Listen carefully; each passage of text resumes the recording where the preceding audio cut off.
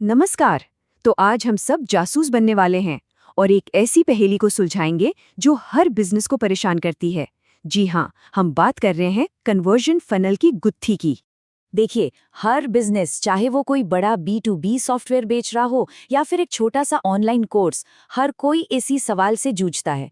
सोचकर देखिए, वेबसाइट पर 100 लोग आए लेकिन खरीदा सिर्फ 2 ने, तो बाकी के 98 लोग कहाँ चले गए? हवा में गायब हो गए।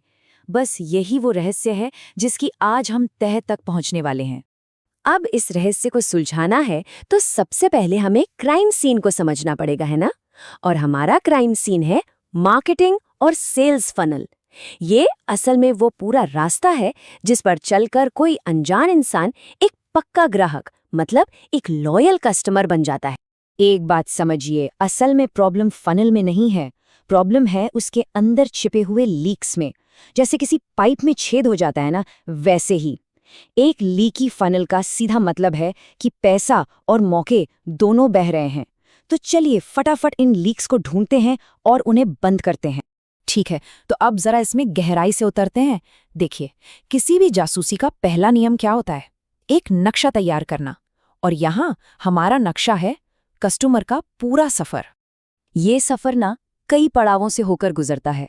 सबसे पहले है अवेयरनेस, मतलब जो पहली बार दुनिया को नमस्ते कहते हैं। फिर आता है इंटरेस्ट, जब लोग रुककर बात सुनने लगते हैं। उसके बाद आता है कंसिडरेशन, जहां वो दूसरों के बीच में तुलना करते हैं। फिर है इंटेंट, जब वो खरीदने का मन बना लेते हैं। इसके बाद होता है असली परचेज, और आखिर में आता है रिटेंशन, मतलब जब वो बार बार लौट कर आते हैं। और ये हर एक पड़ाव कस्टमर के लिए एक बहुत ही जरूरी डिसीजन पॉइंट है। और हमारे लिए ये वो जगहें हैं जहां हमें सुराग मिलेंगे कि आखिर गड़बड़ हो कहाँ रही है। तो नक्शा तो तैयार है, अब बारी है सबूत इकट्ठा करने की। और इस केस में हमारा सबसे बड़ा और पक्का सबूत क्या है? वो है डेटा। ये जो नंबर होते हैं ना, ये सिर्फ आंकड़े नहीं हैं। इनको समझिए डिजिटल फिंगरप्रिंट्स, वो सुराग जो कस्टमर अपने पीछे छोड़ जाते हैं। और इन्हीं से हमें पता चलेगा कि हमारी कहानी में अगला मोड़ कहाँ आने वाला है। अब यहाँ एक बहुत ज़रूरी चीज़ समझनी है। दिलचस्पी और खरीदने की तैयारी, इन दोनों में ज़मीन आसमान का फ़र्क होता है। देखिए, MQLs मतलब मार्केटिंग क्वालिफाइड लीड्स, ये वो लोग हैं जो अभी बस विंडो शॉपिंग कर रहे हैं। हो सकता है उन्होंने कोई ई-बुक डाउनलोड कर लिया हो।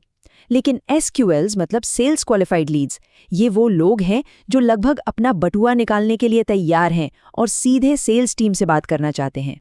हाँ, और ये भी तो देखना होगा कि ये सुराग हमें मिल कहाँ से रहे हैं, मतलब लीड्स आ कहाँ से रही हैं। सोचिए, अगर ज्यादातर ट्रैफिक सोशल मीडिया से आ रहा है लेकिन वो लोग खरीद कुछ नहीं रहे, तो ये एक बहुत बड़ा सुराग है। इसका मतलब साफ है कि सोशल मीडिया स्ट्रैटेजी पर दोबारा काम करने की जरूरत है। तो ठीक है, नक्शा है, सबूत भी हैं।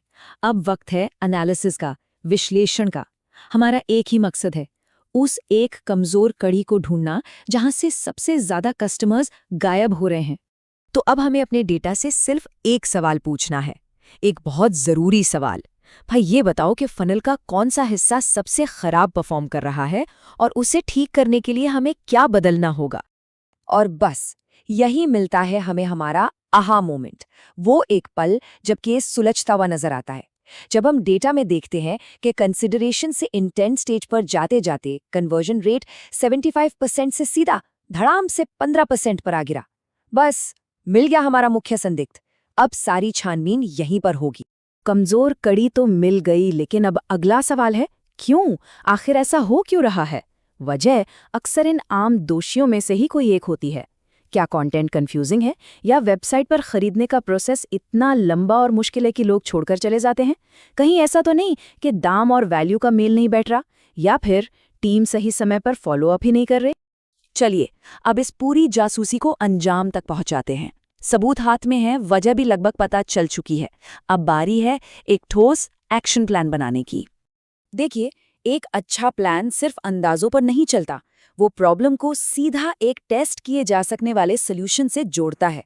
जैसे मान लीजिए प्राइसिंग पेज पर कंफ्यूजन है, तो क्यों ना एक नया बिल्कुल साफ सुथरा लेआउट A/B टेस्ट करके देख लिया जाए।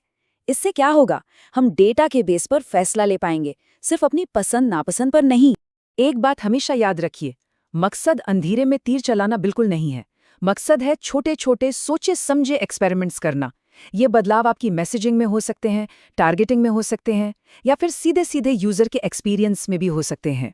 और हाँ, कोई भी बदलाव लागू करने से पहले एक चीज तय करना बहुत जरूरी है कि हमारी जीत कैसे दिखेगी। मतलब हमारा गोल क्या है? क्या हम कन्वर्जन रेट 5% बढ़ाना चाहते हैं, या फिर कस्टमर को लाने की जो लागत है उसे कम करना चाहते हैं? जब लक्ष्य साफ होगा ना, तभी तो हम उसके असर को ठीक से नाप पाएंगे। तो एक रहस्य से शुरू किया, सुरागों को जोड़ा और आखिर में एक सॉल्यूशन तक पहुंच गए। यही है फनल एनालिसिस की असली ताकत। ये एक बहुत ही उलझी हुई प्रॉब्लम को एक साफ सुथरे सुलझाए जा सकने वाले केस में बदल देता है। और ये जो तरीका है ना, ये सिर्फ एक बार का फिक्स नहीं है। ये तो लगातार आगे बढ़ने और इम्प्रूव करते रहने का एक प्रोसेस है। तो अब जब ये केस तो सुलझ गया है, जरा सोचिए बिजनेस में वो अगला रहस्य कौन सा है जिसे सुलझाने की जरूरत है।